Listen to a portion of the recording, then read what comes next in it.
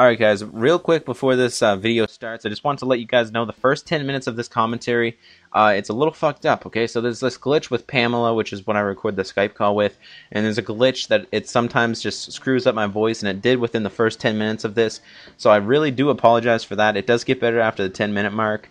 If you can, go through those 10 minutes with, it's noticeable, but I don't think it hurts the commentary too much. You can still understand what I'm saying.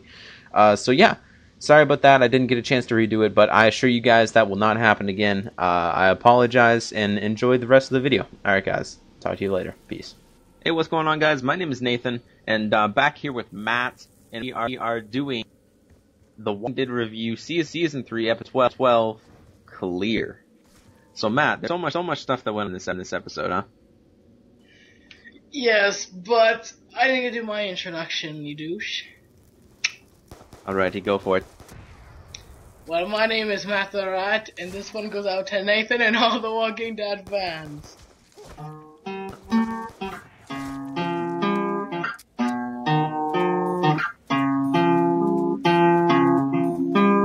Okay, I'm done. That was special. Okay. Oh wow, that was great. That was probably the best intro to Walking video. We are doing season 3 episode 12, Clear, and there was so much stuff that went on in this episode, and we pretty much start this episode continuing with we left last time episode on I Ain't a Discus, and pretty much he explained that he was going on a run when Carl was shown.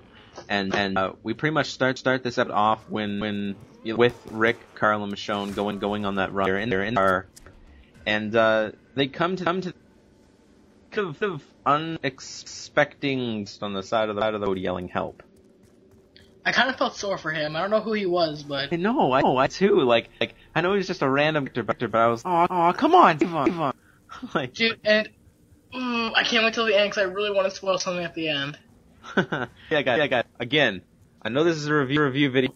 You should always expect spoilers. Just for all haters out there like, oh, you're gonna ruin everything. Okay. Spoiler. There we go. Just watch and then come back. It's just a little bit of a spoiler. Don't worry. A little bit. Not breaking the entire episode or anything. So we come to this guy on the side of the road, pretty waving down car. Trying to get seek help, obviously from Michonne, Carl, and Rick, and they kind of just ignore him. And yeah, my you watched the thing did last night too. Yeah, the last half hour. Yeah, I think that really good. I'm not sure when the time was, but I think they had a really good point of saying that when they just pulled past that random guy, that was kind of extinguishing. Like the hope extinguishing, like literally not left. Like in normal situations, they probably would have stopped, picked him up, like, "Yo, what's up?" Like they wouldn't. If it was the early stages. Yeah. It's been like actually through to like talk said last night, and yeah. I think that was really brilliant sort of to look at it was the extinguishment of hope, as they like to call it. So. When I first saw that and they passed him, I honestly thought that he was going to come back at later part of the episode and just murder Rick. Not murder, but like try to murder Rick.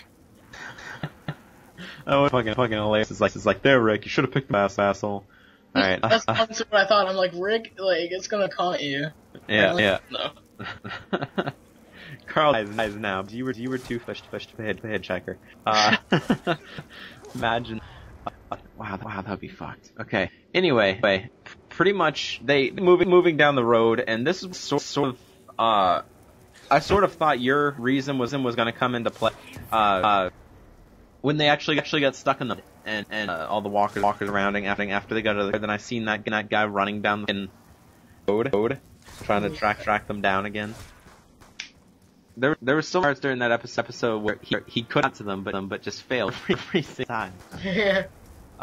Anyway, yeah, Rick had a good idea to actually put stick mud, so he can get his car, and they kind of just drove away. He was still running. So that was pretty. Pretty much next part's when it pretty much cuts to a place. What is it called again? I think it's King's County. Is it? That's what it's called. Or it's. But his hometown where he only woke up from his coma in season episode 1. So his home where he gets shot, woke up from his coma, and where he met other character pretty much told ropes, something like that. Pretty much he goes into the police station where he was obviously I think it was like what Deputy Sheriff, I think. Was Shane. That's his police station. His plan actually to go in, clear out all the guns that he lair, and just to get more gun in order for him and his group to defend against the governor. When the governor obviously around accidents. I mean, it's gonna happen. It's not gonna happen. And, Rick, like, they all go in there and they find literally nothing left. Like someone must have cleared it out or stuff like that. And we'll get to that a little later. Yeah, so funny. Yeah, some random guy. I don't know who this is. Yeah, they cleared him out, and I thought it was really funny that was like there's some guns under stores. We can go with that. Like, yeah, you see, like, signed the permits or whatever. Yeah. And then it was kind of like not really a test of loyalty, but sort of a test to Michonne of I don't really know what to call it, but he was the Michonne because he was like, got a problem with that, and she was like, no, I don't have a problem with that. It was sort of a test, but at the same time, like, not really sure exactly what to call it, because I guess he was just trying to see if she'd follow him. I guess is much that. So yeah, pretty much they're going to go find the guns under of those stores, and come to this, obviously to the middle of the town, and come this weird bee trap situation. Just a little bit. Yeah, a little. Nothing like a few bamboo fucking stakes like point out of rat cages. Yeah, I actually saw them on The Talking Dead. They actually showed how they made them. Oh yeah, I think that was pretty cool. Like spikes like racked it. You kind of just put it in editing or whatever. Yeah. Yeah. And then I think they made the wire with like what, twist or something. Yeah. Zip tie, whatever called them. But yeah, I think that pretty creative. That was pretty creative. Whoever living there is, really thinking this out over the period of about 10 months. During that time, like when I was watching it, when it actually showed it for the first time, I didn't after watching The Talking Dead, they showed a bunch of these like color coded stuff and like the zip lines and stuff, how to get from roof to roof, but I didn't really notice that in the actual show. So I think it's pointless work that they did. Yeah, exactly. I didn't actually you didn't really take notice of any of this lines like you just said in The Talking Dead. You seen all of them. I mean, it was a really clever setup. They were like roof to roof, like dead. But I don't know, like, what was it in the cameras, like a view or I don't know. Like I didn't really did it all. I really just didn't seen see the ladders either. I only saw the arrows on the ground. I seen the ladders I think once, and that's when that was near the barrels. The character was coming toward Rick.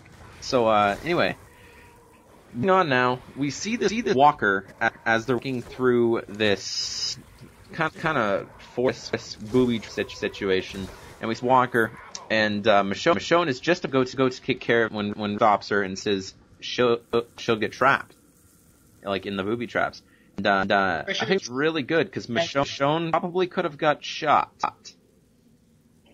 Yeah. Probably could have got shot. Rick didn't tell her, just stop, she'll get trapped. So I think now they're like in the open road where there's no really any traps, and then this mysterious character on the roof comes to play and tells them to either to leave and they have like 10 seconds, I think you said? Yeah, shoots the Walker first that Ramon was walking towards. And now there's this masked character up on top of the roof, armed, the teeth much, and pretty much gives 10 seconds to drop off all of their guns, drop all of their ammunition, drop everything they have, and just leave. I can see where he was going with this, because I mean, you know who these people are. I mean, I would tell them too. Like, anyway, this is what happens. Okay, so he's down from 10. Rick pretty much tells Carl to run the car, and then tells Michonne to assassinate him, basically. Yeah. So Michonne runs off. Rick fires a shot at the mysterious character. Michonne runs off top of the roof, tries to find him, and he's gone. All of a sudden, just appears at a butt-fuck nowhere down around. Not really sure. Got maybe an alley or something. Guessing. Yeah, I think it was the doorway that he came out of his little hidey hole. Yeah, probably. But anyway, yeah, he's down, and Rick and him are pretty much exchanging blows like fire, and comes down part where Rick looks like he's hunted down. He's about to get shot, probably going to die. And Carl, the guy who was supposed to be in the fucking car, comes out of nowhere, just shoots him in the gut, just shoots the mysterious character in the gut, and everybody assumes he hit. But if you were really paying attention, there was no blood at all, and pretty much goes. Dry hit? Yeah. He goes over to the mysterious character. Opens up his shirt, sees that he has a bullet vest, notices that is okay, but he's obviously knocked out, and takes off his proof vest, looks at the injuries, just like a little blood risen to the surface because of it, and he takes off his mask, and Matt, who gives it? It's frickin' Morgan. Alright, guys. Morgan Jones from season 1, episode 1. That's the last time we seen this guy. Probably one of my favorite characters on the show. It's pretty bad when one of your favorite characters on the show is one that's only ever once, for about 20 minutes of the first episode. And really quick though, the Talking Dead actually made a good point when they're talking about Carl when he shot him.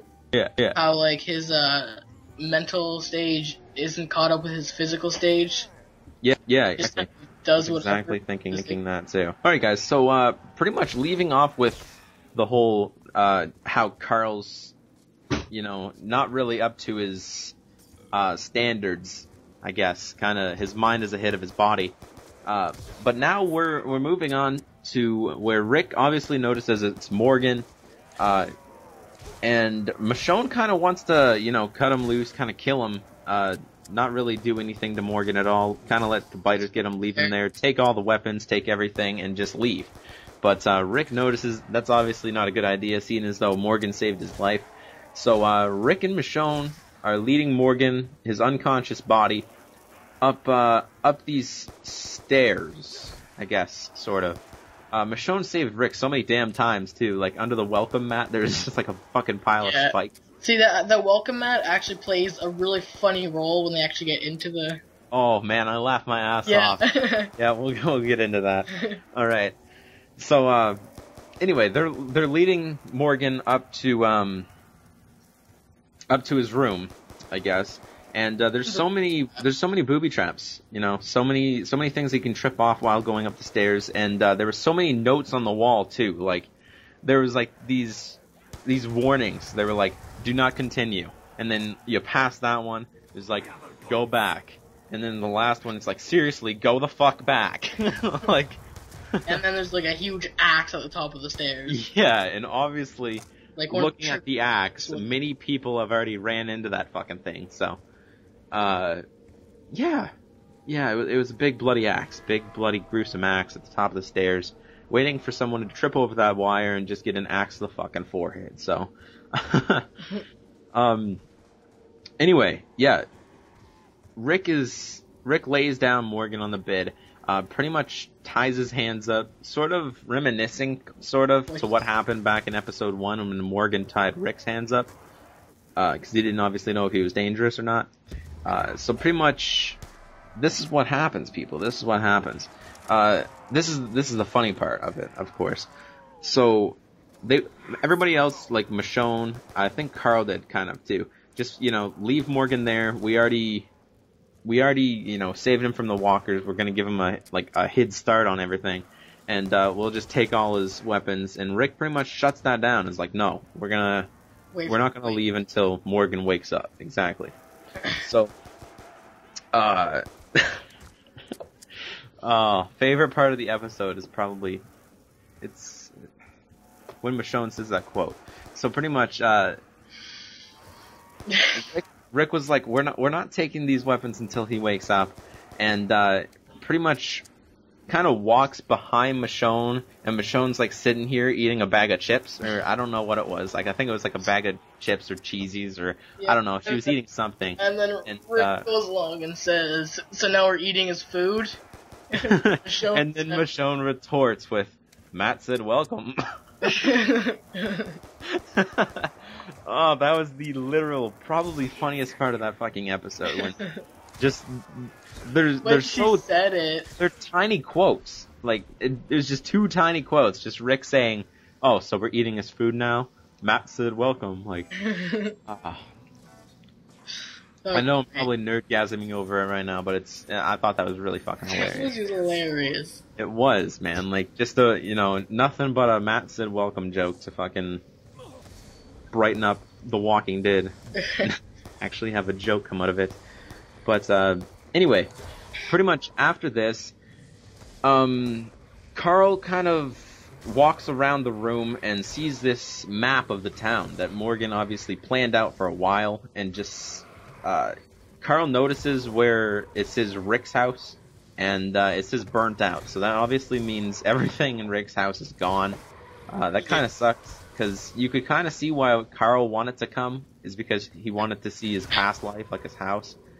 Yeah, there's one thing that I really didn't I was kind of confused on. When it said burnt out, I was confused on if, like, obviously Morgan's sanity, if he still liked Rick, or even knew if he was.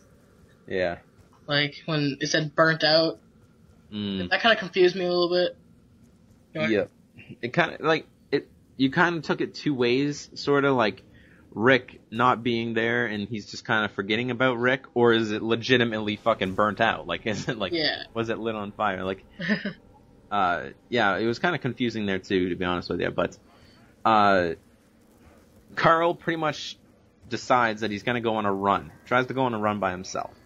And he wants to go to sort of a baby store in his hometown, and he wants to get a crib for Judith. Yeah, a little ass kicker. I thought that was pretty cool because, Judith kind of needs a crib other than that cardboard box that says ass kicker on the side. I mean, that's pretty badass too, but kid gotta have a crib. So yeah, pretty much Rick kind of doesn't want him to go, but Michonne volunteers to go to help him carry the crib. And pretty much Michonne and Carl venture off, and Michonne notices that Carl is just passing the baby store. Yeah, and pretty much declares that he's like, I'm getting Judith something else first.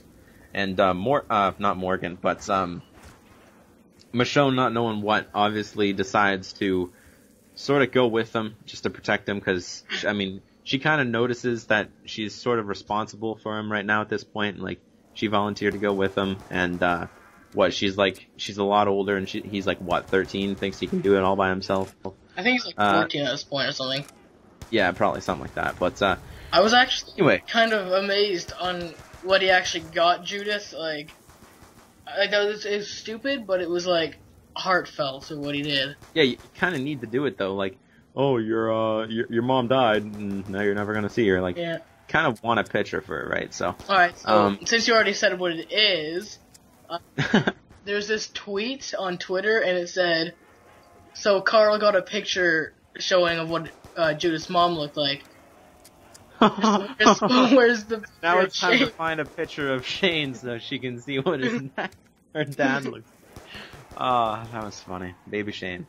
Alrighty. Anyway, back to Morgan and Rick.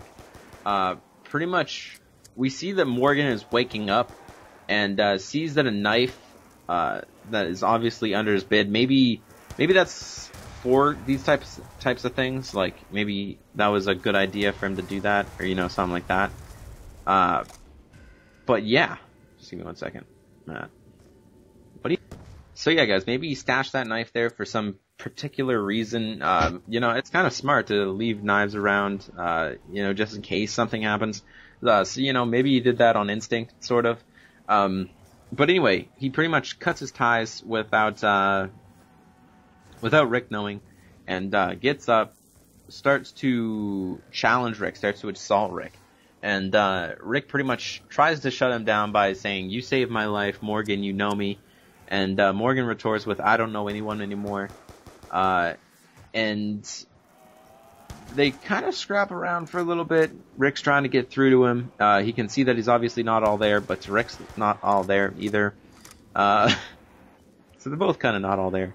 Anyway, so they scrap around for a little bit. Morgan's got Rick pinned against the floor and pretty much stabs him. Just stabs him right in the shoulder. Well, it took him a couple tries.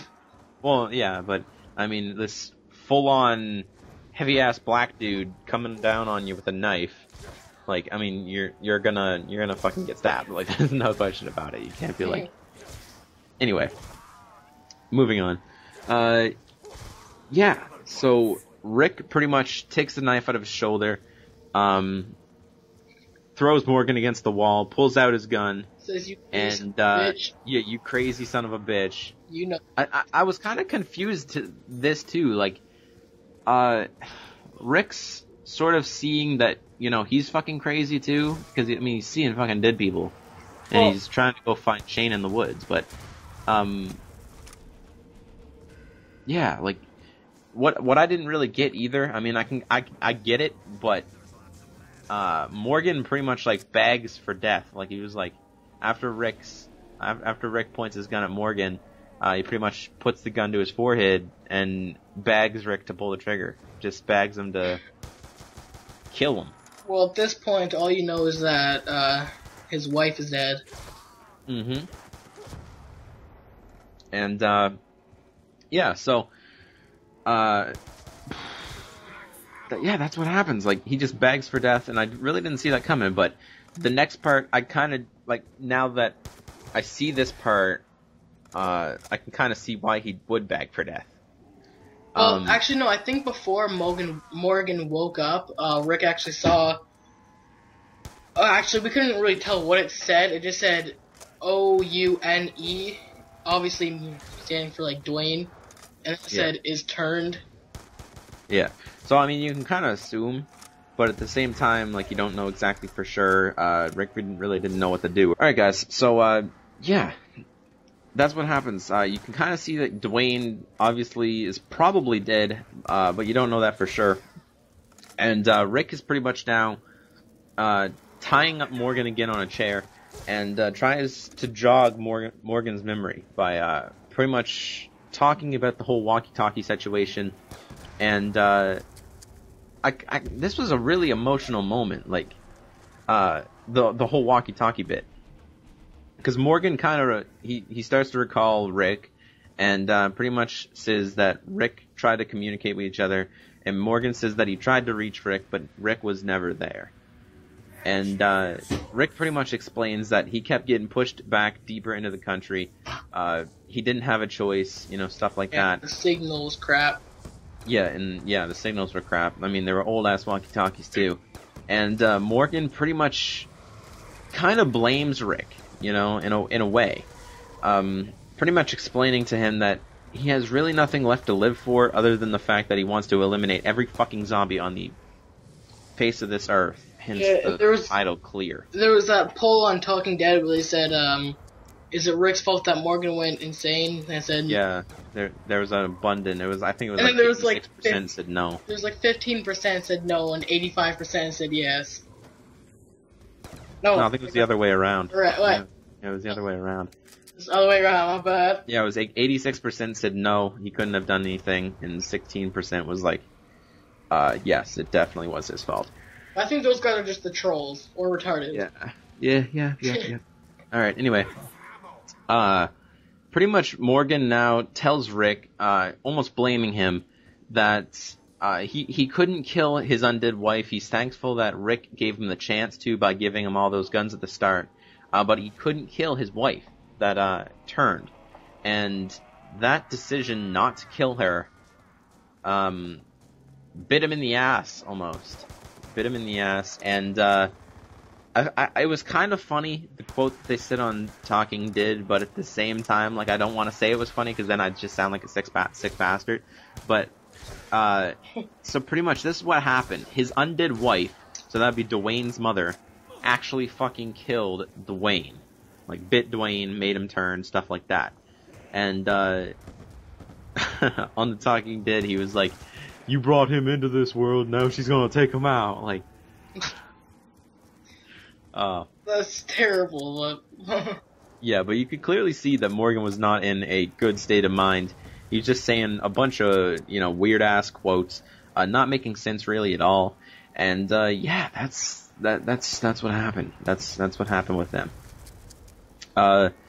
So he pretty much states that the weak people, we have inherit the earth. The good people die, the bad people die. Everybody dies except for the people that can't do what they can do, if that makes sense. Yeah. Yeah. Yeah. The weak people. No. Yeah. Yeah, the weak people. We have inherited the earth. That's his quote. Anyway, moving on to back to Carl and Michonne. Pretty much tries to go into the cafe, and Michonne just was like, no, you are not going in. And, she pretty much says, that I can't stop you, but you can't stop me from helping you. So I thought that was pretty cool. That kind of seen what side she was on there. Obviously wants to do everything she can for Carl and, try to get Judith whatever she needs. And she has to do it her way. That's pretty much what she declares a little later. So when they're trying to get into the cafe, they actually do. They, have this great idea. This was probably Michonne's idea, seeing as though she's like so damn devious. She like puts caged rats on skateboards and rolls them into the cafe. So I thought that was pretty cool. That was, I guess, pretty clever, really. Honestly, I probably wouldn't even have thought of that, but, yeah, that's what they do. So when all the walkers are distracted, they kind of sneak around all the walkers, go to the side of the bar where there's this mysterious walker underneath the bar. Not really sure who that is. Obviously, probably just a walker. Honestly, on the trailer, I was actually thinking that was Zombie Dwayne. I don't know about you. But on the trailer for that episode, I was like, oh my god, is that Dwayne? That would have been really shitty. Anyway, Rick climbs up on top of the counter, pretty much grabs a pitcher. We don't exactly know what it is yet, but he grabs a pitcher, and the zombie kind of grabs him, and Michonne just puts him down, tries to do it as quietly as possible so that they don't attract any other walkers that are over there eating, well, I guess trying to eat the rats. Yeah, and then they start sneaking around this little thing, and I guess one of the walkers got one of the mouse doors open, and then the mouse got loose. Yeah, the mouse got loose, and they're like, oh, there's a mouse loose, there's no cage, we can get it, and they all like charge for it, and they end up sort of running into Michonne and Carl as they're trying to escape the cafe, and on the way out, Carl actually drops the pitcher. Clumsy Carl. Anyway, yeah, he drops the pitcher all behind the zombies, tries to go back in when there's like 20 walkers against the fucking door. Like, good job, Carl. Yeah, that's gonna work. Like, he tries to, like, I don't get why he tried to open the door when there's like literally they're all piling against the door. Like, what's he gonna do? Like, dolphin dive through them or something? Like, what's he planning there? Huh? It's not fucking Call of Duty. Yeah, really though. Alright, anyway. Carl insists on going back in because he wants the pitcher, and Michonne was like, no bullshit. This is, pretty much says like, this is serious shit, no bullshit anymore, you stay here, you wait. So she goes around the corner, comes back about 5 seconds later, and teleporter? Just like fucking teleports. Gets the pitcher. We finally notice that it's, Lori, Carl, and Rick. Their picture was probably on the wall in the pub or whatever it is. And he wants that picture to show Judith who his mom is. Hence Lori died and everything. Obviously, guys know all about that. But he thinks that it would be a good idea to know who his mom is. So I thought that was, I thought that was a pretty cool part of The Walking Dead. And, yeah, so what I kind of thought was funny too, Michonne, like, She was like, I couldn't leave this behind. And then she just brings up this weird ass cat thing. What the fuck was that about? Really though, like it was too cute. I couldn't leave this behind. It's like this cat sculpture, like a fucking like tie-dyed cat sculpture. Oh, tie-dye. It's fun. Something. I don't even know what the hell. God damn it's it. It's like one of the things that your grandma would have in her house. God damn it, Shaniqua. There goes more subs. There goes more subs. Alright, anyway guys, yeah, that's pretty much what happens with them. So, going back now, I guess, to Rick and Morgan, Rick unties Morgan and pretty much tells him to come into prison, and Morgan refuses, saying that he doesn't want to watch everyone die, because if he has someplace good, someone wants to take it. And he notices that's what's happening, because Rick is over there trying to get all the guns that he can, and why would he be doing that if he wasn't in trouble? And pretty much Morgan states that you're going to get torn apart by teeth or bullets. So I think that was a pretty cool quote, because I mean that is true. Really, teeth, the walkers, they're not even the problem. Really, they're not the problem at all. You can deal with walkers, like they're just you can deal with walkers. Slow. Yeah, it's all about the people that the survivors pretty much. Those are the ones that are dangerous. The walkers, they're just an extra. Yeah, it's like when you're on like round 6 of Die Rise on Call of Duty and those fuckers come and you have no gun. Yeah, it's like we can walkers, but those fucking things, no. Alright, or the Trambles team. Anyway, moving on that fact. Anyway, so yeah, that's what pretty much happens. Rick wants Morgan to come, and Morgan just doesn't want to. And he pretty much tells Rick to take the guns because, I mean, he has fucking plenty. He doesn't need them all. So Michonne and Carl return to I guess Morgan's apartment with the crib that they were going to get, and they got the picture too. So we didn't really see them get the crib, but obviously we can assume they went to the baby store, got the crib. Michonne and Carl carrying it back, and Carl pretty much, as they're walking by Morgan's cleaning up, getting the zombies off the not really toothpicks, but giant fucking toothpicks, getting them off the bamboo sticks and kind of stacking them up, probably getting ready to go burn them in that little setting we've seen at the beginning of the episode. And yeah, Carl walks past him and pretty much apologizes to Morgan. He was like, Morgan, I'm sorry. I'm sorry for shooting you. You know I had to do it. And I thought it was a really cool quote. Morgan pretty much goes over to Carl. He's like, son, never be sorry. And then, yeah, I really wish, oh God, I really hope Morgan's not done. But moving on, Morgan does not decide to come with them. And Rick pretty much asks Carl how things went with Michonne. And Carl retorts with, I think she might be one of us. Referring to the fact that obviously she helped him like a shit ton, getting the picture, getting the crib, stuff like that. And yeah. So, yeah, that's basically the end of the episode. Yeah, that's pretty much the end of the episode. And Rick seems shocked at what Carl said about Michonne. And, like, I mean, Carl was all for Michonne leaving. Like, he didn't want her around, but now he does.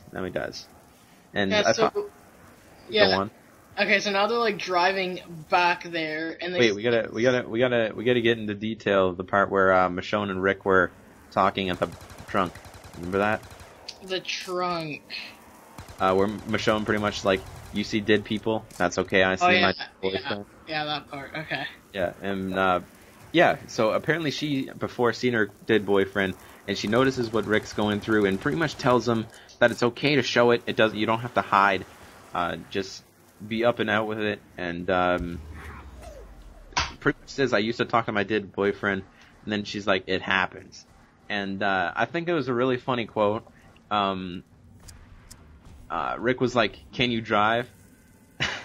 And Michonne was like, yes, I can. He was like, good, because I see dead people. So I thought that was really funny. And now they hop back into the car, and this is your cue. Although I think Michonne was the only person other than Herschel that she actually opened up to. Yeah, exactly. But anyways, yeah, they're at the car, heading back, and I see this mysterious orange bag. Laying next to a fresh dead corpse. So, obviously we can assume that was that random guy running down for their help. Yeah, to be honest with you, though, when Rick was telling Morgan that he could come back from this, and Morgan pretty much shut him down, I think that was pretty much saying that Rick is trying to come back from his craziness, too. And honestly, I think he would have picked that hitchhiker up on the way back if he would have seen him. But there's no use in picking up a dead corpse, so we're just going to leave that there, take his bag, and we'll be on our way. Well, it was so bad, too, because they, drove past it and then slowly drove backwards. Yeah, he just kind of drove backwards. You can see him Carl opening the door, picked up the bag, closed the door, went on. You're like, aw, that guy's dead. Keep driving. Wait, go back. So anyway, yeah, guys, that's pretty much it to the review this week. Hopefully, this will render out rather fast, other than a decade. But yeah, was that Matt? Well, do you want to talk about the trailer for the next episode? Yeah, I guess we can. All right, so you mean the one that aired at the end of The Talking Dead, or? Yeah. All right, so this was a semi-brief trailer, pretty much telling us that next episode is when Rick and the governor are going to meet. Yeah, so you basically see Rick at this doorstep, at kind of porch thing, just looking around, all confused, and then you see the governor walk out with a smile on his face. Pretty much puts his hand up, reassures Rick that he's not armed, stuff like that. I mean, he's probably armed, but he doesn't. He kind of has no intention of hurting him or anything. And he pretty much, there's only a couple words in that trailer, and that was the governor saying, "We got a lot to talk about," and then that's where the trailer ended. So I think that's going to be a really cool episode next week. There's been last episode and this episode, I don't want to say they were boring, but they were definitely not as tense and high action as the rest of the episodes have been. But you always need a little break before something badass breaks down. So I cannot wait until next episode when Rick and the governor meet. And I cannot wait for the end of the season because someone is gonna fucking die, guaranteed. Someone big, though. Yeah, someone big's gonna die. There's a lot of people are thinking that's gonna be Glenn. I don't really see Glenn, but I gotta end this now. So hopefully you guys enjoyed the review and the semi-preview to next week's episode. And I do believe next week's episode is called next week's episode 13 of season 3, is called Arrow on the Doorpost. So you can kind of assume what that means. Yeah, pretty much. I'm thinking that has something to do with Daryl and Rick going on a run, something like that, trying to go meet the governor or something like that. So hopefully you guys did enjoy this review of season 3, episode 12 of The Walking Dead. Clear. We met Morgan. Hopefully we'll see more of him. He didn't come with Rick for now, but I do have a feeling we haven't seen the last of Morgan yet. I really don't think they're going to introduce a character from one episode and then, leave him again. But, hey, they did that in season 1. Who knows what The Walking Dead AMC could be thinking. And, yeah, feel free to go check out Matt's channel. Link is in the description. Yeah, go check him out. Go show him some love. Go subscribe. Do whatever you want there. Check out some of his zombie videos, and go check out previous reviews of The Walking Dead if you want to see those too. And yeah, that's pretty much it. So I will talk to you guys later on the next episode of The Walking Dead Season 3, Episode 13, Arrow on the Doorpost. Probably a couple of videos between now and then too, if I have the time and if I want to. But yeah, that's pretty much it. So I'll talk to you guys later. Peace. Bananas. I like cantaloupe.